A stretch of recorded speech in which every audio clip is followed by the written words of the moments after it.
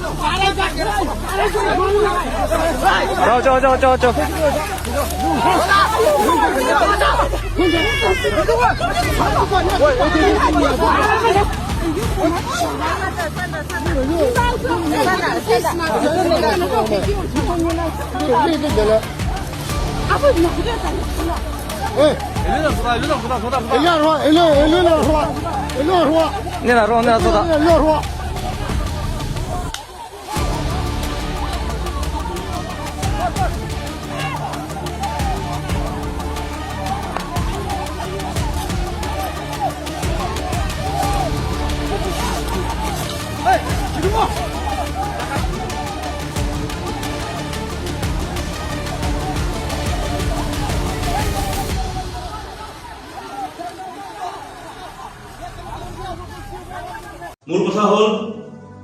আপোনালোকে জানে অহাকালি 15 ফেব্ৰুৱাৰীত আমি কমতাপুৰ ষ্টেট ডিমাণ্ড কাউন্সিলে অনিৰ্দিষ্টকালৰ কাৰণে ৰেলপথ অৱৰোধ কাৰ্যসূচী আমি ঘোষণা কৰিছিলো কিন্তু ইতিমধ্যে যেহেতু আমাৰ দাবীটো আছিল কমতাপুৰ ষ্টেট ডিমাণ্ড কাউন্সিলৰ দাবী আছিল কমতাপুৰ এটা পুনৰ গঠন কোচ ৰাজবংশী জনগোষ্ঠীক জনজাতিকৰণ আৰু কোচ ৰাজবংশী ভাষা বস্তুক অনুষ্ঠিত অন্তৰ্ভুক্তকৰণৰ কাৰণে ভাৰত চৰকাৰে যেহেতু কেন্দ্ৰৰ অধ্যক্ষ জীবন সিংহ কোচ মহাশয় আৰু কেন্দ্ৰৰ অধ্যক্ষ ডিএল কোচ মহাশয়ৰ লগত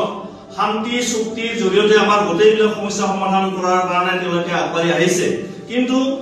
আমি দেখিবলৈ পাইছো বিভিন্ন সময়ত ভাৰত চৰকাৰৰ ডাকত আলোচনাত অহাৰ পিছতো চৰকাৰে আমাৰ যিখিনি আমাৰ কাৰ্যক্ৰম যিখিনি আগুৱাই নিব লাগিছিল কিন্তু সেই ধৰণৰ আগুৱাই লোৱা যোৱা হোৱা নাই আৰু যোৱা সময়ছোৱাত আমাৰ 16 ডিচেম্বৰ তাৰিখেও আমি পিচ একৰ্ডৰ কাৰণে পিচ একৰ্ডৰ দাবীত আমি যোৱা 16 ডিচেম্বৰ 16 ডিচেম্বৰ তাৰিখে আমি ৰেল অৱৰোধ কাৰ্যসূচী ঘোষণা কৰিছিলো আৰু ভাৰত চৰকাৰৰ আহ্বান মৰ্মে আমি 16 ডিচেম্বৰৰ যি ৰেলপথ অৱৰোধ কাৰ্যসূচী আছিল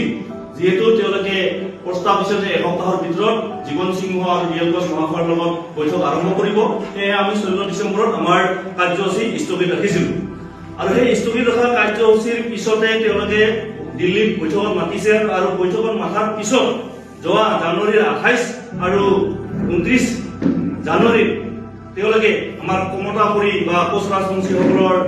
গোটেইবিলাক সংগঠনক লৈ এখন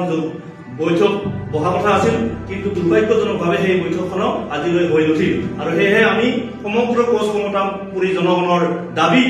আৰু কোচ কমতাপুৰী ৰাইজৰ আহ্বানত আমি অহাকালি 15 ফেব্ৰুৱাৰীত আকৌ পুনৰবাৰ অনিৰ্দিষ্টকালৰ কাৰণে ৰেলপথ অৱৰোধ কাৰ্যসূচী ঘোষণা কৰিছিলো কিন্তু ইতিমধ্যে ভাৰত চৰকাৰে আমাৰ সন্মানীয় জীবন সিংহ মহাশয়ৰ লগত আলোচনা কৰিলে যে অহা 25 তাৰিখে পুনৰ আলোচনা আৰম্ভ কৰিব সেয়েহে যেহেতু সংগ্ৰামৰ এটা মাধ্যম আলোচনা আৰু সংগ্ৰাম যেহেতু ইকুইটি আৰু ইকুইটি কাৰণ সংগ্ৰাম কৰিলে আলোচনা কৰিব লাগিব আৰু আলোচনা টেবুলত বহিলেহে সমস্যা সমাধান হয় সেয়ে ভাৰত চৰকাৰৰ আহ্বান মৰ্মে আমি যেহেতু তেওঁলোকে 25 তাৰিখে বৈঠক পুনৰ আৰম্ভ কৰাৰ কথা আমাক প্ৰতিশ্ৰুতি দিছে সেয়েহে আমি পুনৰবাৰ অহাকালি 15 তাৰিখৰ যি আমাৰ ৰেল অৱৰোধ কাৰ্যসূচী আছিল এইটো আমি স্থগিত ৰাখিলো যদিহে অহা 25